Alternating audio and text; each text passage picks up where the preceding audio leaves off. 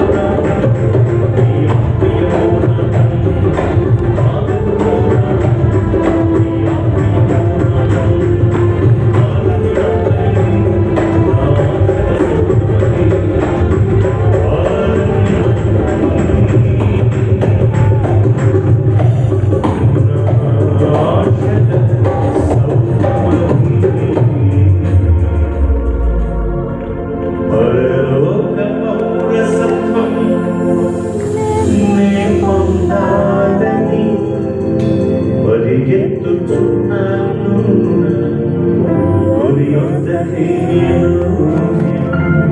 గురి యొద్దకే. పరలోకం ఉంది, ఖచ్చితంగా మనం పరలోకానికి చేరాలి. పరలోకానికి చేర్చేది యేసు ప్రభు వారు ఒక్కరు మాత్రమే. ఒక్కరు ఈ లోకంలో ఎడవబడకూడదు. అయితే మనం పరిశుద్ధులమై ఉండాలి. ఆయన పరిశుద్ధుడు కనుక మనం కూడా పరిశుద్ధులమై ఉండాలి. అందుకొరకు ముందు పరిశుద్ధపరచబడాలి. పరిశుద్ధపరిచేది యేసు రక్తం ఒక్కటి మాత్రమే. నువ్వు యేసు రక్తములో కడుగబడాలి.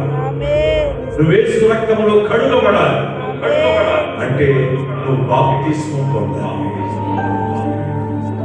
నేను యేసు రక్తములో కడుగబడతానండి, నేను యేసు రక్తములో కడుగబడతాను అన్నవాళ్ళు మీ రెండు చేతులు పైకి చాపి చూపండి. మీ కొరకు ప్రార్థన చేయబడింది. మళ్ళీ చెప్తున్నా, నేను యేసు రక్తములో